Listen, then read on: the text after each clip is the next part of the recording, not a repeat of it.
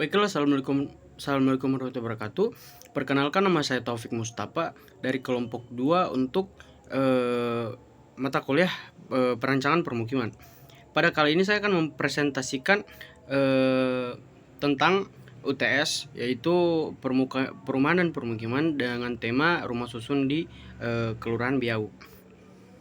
Pertama adalah pendahuluan. Latar belakang. Pertumbuhan perkotaan di Kota Gorontalo memiliki peningkatan yang signifikan dalam beberapa tahun terakhir. Urbanisasi, keterbatasan lahan, serta meningkatnya kebutuhan hunian layak menyebabkan tekanan terhadap kawasan permukiman, terutama di bagian wilayah kepadatan tinggi. Permukiman padat dengan pola bangunan tidak teratur, keterbatasan ruang terbuka, serta permasalahan infrastruktur seperti drainase dan sanitasi. Kondisi tersebut berpotensi menurunkan kualitas lingkungan dan kenyamanan hunian masyarakat. Pembangunan rumah susun menjadi salah satu solusi strategis yang mampu mengatasi keterbatasan lahan sekaligus meningkatkan kualitas hunian vertikal yang mampu mengoptimalisasikan pemanfaatan lahan, penyediaan ruang terbuka bersama, serta memperbaiki sistem infrastruktur lingkungan secara terintegrasi. Berdasarkan kondisi tersebut, diperlukannya adalah studi survei lokasi untuk menilai kelayakan kawasan sebagai lokasi pengembangan rumah susun yang baik dari aspek fisik, sosial, ekonomi maupun lingkungan. Maksud dari kegiatan survei adalah untuk mengidentifikasi, menganalisis lokasi terpilih sebagai lokasi perancangan pembangunan rumah susun yang layak.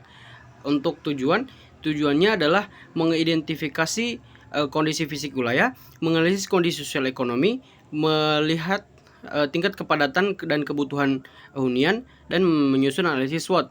Untuk sasaran yang ingin dicapai adalah tersusunnya data profil wilayah lokasi terpilih, teridentifikasinya potensi permasalahan kawasan, dan diperolehnya rekomendasi kelayakan lokasi untuk pembangunan rumah susun yang layak. Untuk lingkup kajian laporan ini meliputi analisis geografis, administrasi, analisis kependudukan dan sosial ekonomi, identifikasi infrastruktur, analisis potensi dan kendala pembangunan rumah susun.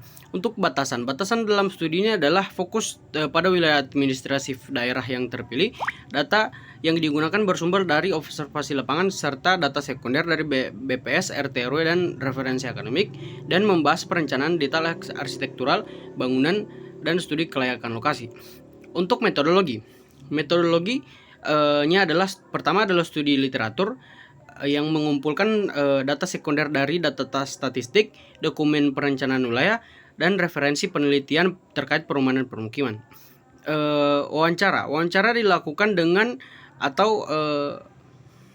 warga atau perangkat kelurahan terkait.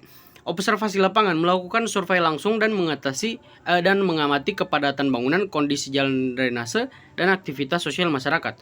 Yang berikutnya adalah aktivitas analisis SWOT. Analisis kekuatan, kelemahan, peluang, dan ancaman objek kawasan sebagai dasar acuan dan rekomendasi terhadap perancangan. Pengertian perumahan permukiman. Perumahan adalah sekumpulan dari berbagai kawasan permukiman, baik perkotaan maupun pedesaan.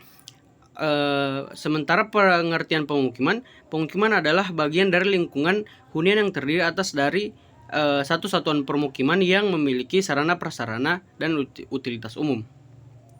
Jenis tipe perumahan dan permukiman. Yang pertama adalah perumahan tapak, yang kedua adalah perumahan vertikal, dan yang kedua adalah perumahan vertikal. Berdasarkan status kepemilikan, rusun rumah susun milik Rusunami, rumah susun sewa Rusunawa, dan rumah susun subsidi. Berdasarkan segmentasi masyarakat, perumahan komersial, perumahan subsidi, perumahan ASN, dan perumahan untuk masyarakat berpenghasilan rendah. Untuk objek tinjauan atau studi preseden, yang pertama itu saya mengambil rumah susun Jatinegara di Jakarta. Karakteristik bangunan ini bisa kita lihat sistem struktur dan modul menggunakan rangka beton dengan sistem dinding geser atau shear wall. Yang berikut adalah integrasi fungsi mixed use, yang dimana bangunan ini tidak hanya ditinggali tapi juga memiliki klinik, kantor, dan pengelola dan ruang pertemuan. Karakteristik kawasan tepian sungai seperti yang ada di Biau. Sementara untuk relevansi, Kelurahan Biau di Kecamatan Kota Selatan memiliki karakter sebagai pusat perdagangan seperti di Rusun Jatinegara ini. dan memiliki dan berada di permukiman padat dan sama-sama berada di kawasan tepian sungai. Untuk studi objek berikutnya adalah Rusunawa Mariso di Makassar. Karakteristik bangunannya adalah tipologi walk-up dengan desain tanpa lift 4-5 lantai, memungkinkan pada kekuatan fisik tangga sebagai sirkulasi sekaligus interaksi penghuni, dan menggunakan pencahayaan dan ventilasi alami. Untuk karakteristik kawasan yaitu terletak di area pesisir atau tepian air dan terletak di kawasan padat penduduk. Sebagai relevansinya adalah biaya maintenance yang ekonomis, tidak seperti model di Jatinegara yang sangat mahal. Untuk Biau, hunian 4-5 lantai tidak menggunakan lift akan jauh lebih terjangkau dalam jangka panjang. Kearifan lokal, struktur sosial di Gorontalo yang gemar bersosialisasi lebih cocok dengan koridor terbuka seperti yang ada di Mariso. Dan yang ketiga adalah sama-sama berada di kawasan tepian air dan padat penduduk. Untuk pemilihan alternatif, saya memiliki 2 alternatif, yaitu di Biau dan Lekobalo di Kota Barat. Berikut adalah analisis tapak perumahan. Lokasi saya terletak di Kelurahan Biau, Kecamatan Kota Selatan, Kota Gorontalo, dengan luas site seluas 11.000 meter persegi. Bisa kita lihat di sini gambarnya. Dan untuk kondisi fisik tapak, tersedia akses jalan namun sempit, sistem drainase yang kurang baik, topografi yang relatif datar. Untuk aksesibilitasnya terhubung dari kota kolektor utama, dan untuk dekat dengan fasilitas perdagangan atau pasar, fasilitas pendidikan, dan fasilitas kesehatan. Di lingkungan sekitar bisa kita lihat merupakan permukiman padat, aktivitas sosial tinggi, dan minim ruang terbuka hijau. Masih minim ruang terbuka hijau begitu. Untuk analisis yang berikutnya adalah analisis kondisi sosial ekonomi. Sebagian besar penduduk bekerja sebagai pedagang kecil, pekerja di sektor informal, dan buruh harian. Hal ini menunjukkan bahwa kawasan tersebut memiliki karakter masyarakat berpenghasilan menengah ke bawah. Untuk data statistik pendudukan, jumlah penduduk mencapai 2024 jiwa, yang mana jumlah penduduk laki-laki 1006 jiwa dan jumlah penduduk perempuan 1018 jiwa. Berikut untuk analisis regulasi. Untuk analisis regulasi di wilayah terpilih, KLB minimal 2,8, KDH minimal 20%, tinggi bangunan maksimal 19 meter atau 5-6 lantai, GSB arteri 17 meter, GSB jalan koridor 6 meter, GSB jalan lokal 4 meter, GSB jalan lingkungan 1-15 meter, dan jarak antar bangunan adalah 5 meter.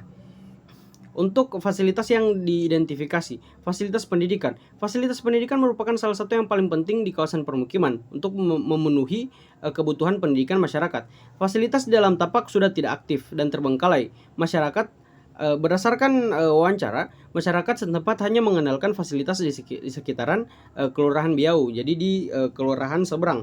Namun demikian, walaupun di kelurahan seberang juga tidak jauh dari lokasi tapak terpilih. Berikutnya adalah fasilitas kesehatan. Fasilitas kesehatan merupakan sarana paling penting untuk menjaga kualitas kesehatan masyarakat di kawasan permukiman. Beberapa fasilitas kesehatan yang dapat diperoleh masyarakat Biau antara lain puskesmas, klinik kesehatan, dan apotek. Seperti bisa kita lihat di gambar ini merupakan puskesmas yang ada di kawasan Biau. Yang berikutnya adalah fasilitas ruang terbuka. Bisa kita lihat dari gambar satelit di samping bahwa ruang terbuka di kawasan Biau masih relatif terbatas karena tingginya kepadatan permukiman, dan ruang terbuka yang tersedia hanya berupa lapangan kecil lingkungan, halaman fasilitas umum, dan ruang terbuka di sekitar fasilitas ibadah atau sekolah. Jadi untuk ruang terbuka hijau bisa dikatakan sangat minim. Untuk fasilitas keagamaan juga menjadi bagian penting dalam kehidupan sosial masyarakat. Di kawasan Kelurahan Biau terdapat beberapa fasilitas seperti masjid dan musola. Selain itu juga terdapat kelenteng dan ada 3 gereja di sekitar lokasi kawasan. Untuk utilitas dasar, jaringan jalan ini mencakup jaringan jalan lingkungan, jalan lokal, dan gang permukiman. Untuk jaringan air, masyarakat menggunakan jaringan PDAM dan sumur bor atau sumur gali. Sementara untuk sistem drainase, terdapat beberapa permasalahan seperti sedimentasi saluran, kapasitas drainase yang terbatas, dan potensi genangan saat hujan. Untuk jaringan listrik ini di kawasan ini sudah dijangkau oleh PLN keseluruhan. Untuk sistem pengolahan sampah, mekanismenya adalah pengumpulan sampah rumah tangga, pengangkutan ke tempat pembuangan sementara atau TPS, dan pengangkutan oleh Dinas Kebersihan ke tempat pembuangan air atau TPA. Untuk fasilitas berikutnya adalah fasilitas perdagangan dan jasa. Fasilitas perdagangan berperan memenuhi kebutuhan ekonomi masyarakat sehari-hari di sekitar kawasan Biau, seperti fasilitas perdagangan seperti pasar tradisional, warung dan toko kelontong, kios usaha kecil masyarakat, dan pedagang kaki lima. Untuk analisis berikutnya adalah analisis permasalahan kawasan. Terdapat beberapa permasalahan yang ada di Tapak, antara lain kepadatan permukiman tinggi yang bisa kita lihat seperti di gambar ini, keterbatasan lahan hunian, makanya kita memerlukan hunian vertikal untuk menjadi jawaban dari keterbatasan lahan hunian.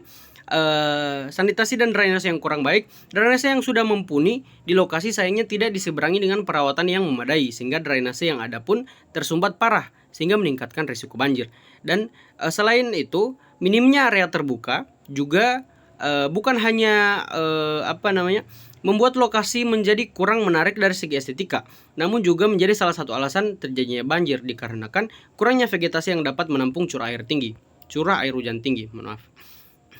Untuk analisis potensinya, adapun beberapa potensi dari Tapak terpilih antara lain cocok untuk pembangunan vertikal 4-6 lantai, yaitu yang mana kondisi struktur tanah dan kondisi geografis Tapak serta regulasi daerah yang mendukung menjadikan kawasan ini strategis untuk menjadi lokasi pembangunan rusun di kawasan kota. Yang berikut adalah lokasi yang strategis. Lokasi Tapak yang strategis yang mana berada di lokasi daerah kawasan padat penduduk dan kawasan perdagangan menjadikan lokasi ini sangat cocok untuk dijadikan area pengembangan rumah susun sebagai jawaban untuk mengatasi kepadatan penduduk di kawasan perkotaan. Untuk utilitas dasar bisa kita lihat di sini bahwa masyarakat itu ada yang menggunakan sumur, ada yang menggunakan sumur bor, dan ada yang menggunakan pump. Sementara untuk drainasenya bisa kita lihat di sini, drainasenya sudah difasilitasi dengan bagus, akan tetapi dikarenakan perawatannya yang minim, dikarenakan tidak dibarengi dengan perawatan yang bagus, sehingga bisa kita lihat di sini terdapat sedimentasi dan penumpukan sampah yang berlebih dan menyebabkan resiko terjadinya banjir itu semakin tinggi. Dan bisa kita lihat di gambar yang terakhir ini, kepadatan penduduk yang sudah berlebih yang mengakibatkan rumah satu dan rumah lain ini tertempel begitu, sehingga dapat meningkatkan beberapa resiko bagi masyarakat, seperti contohnya kebakaran yang dapat menjalar, resiko kriminalitas dan lain sebagainya, dan privasi yang akan terganggu. Begitu kurang lebih. Baiklah, kurang lebih itu yang bisa saya bawakan. Lebih dan kurangnya saya mohon maaf. Wabillahi taufiq wal hidayah. Assalamualaikum warahmatullahi wabarakatuh.